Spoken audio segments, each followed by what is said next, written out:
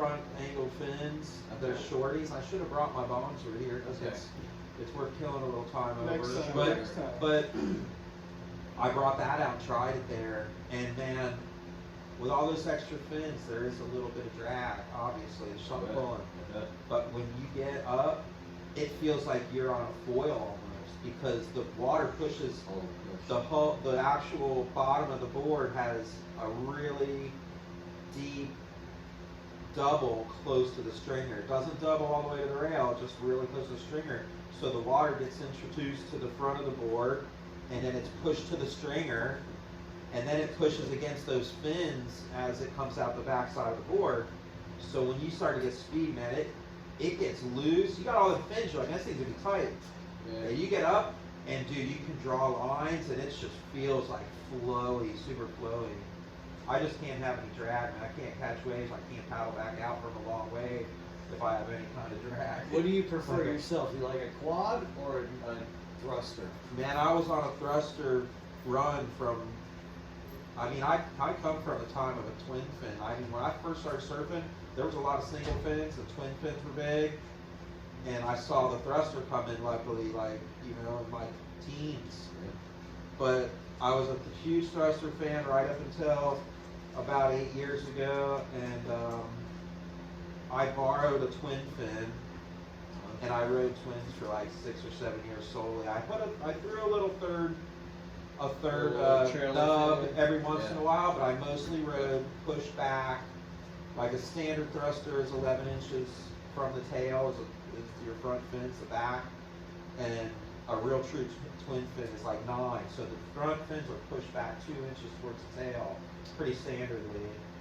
Okay. And man, if you got your back foot over the fins.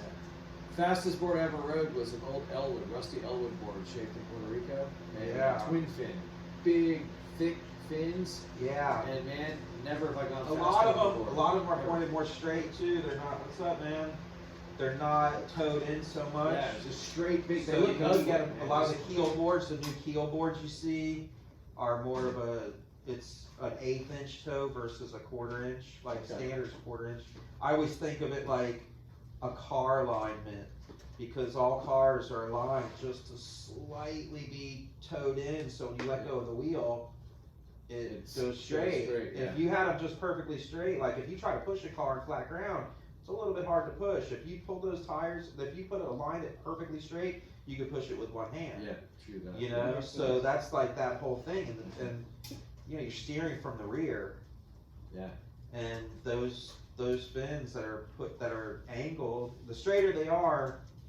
There was a company called Go Surf. Do you remember Go Surf surfboards? They weren't around a long time, but their fins were really straight. People were like, wow, this board is different, because it was just like radically maneuverable. Yeah, it was almost out of control. If you weren't a good surfer, you weren't surfing that thing. Okay. You know, you had to use the rail, but I mean, obviously, if the fins are less towed in, that's why single fins are like that, because the fin is just straight, and when you're paddling, there's like no. I've never ridden a single fin. I had buddies that used to ride single fins in big waves, big trace, and other things. I've been making short boards with single fin option, and I just recently made one for Sean McCann. You know Sean McCann?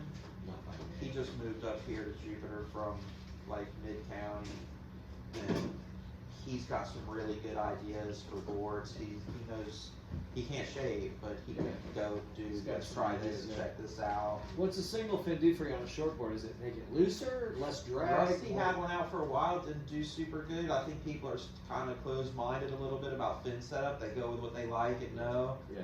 You know, and they try stuff and they'll be like, well, you know what, I can't make a bad choice here, because shit, this is already just, you know, questionable. And I love to try stuff, but I know right away when I'm, you know, and I like to, as a shaper, dude, and I always am telling people, man, you got to try the board in like a bunch of different conditions. Yeah, before you say anything, do anything.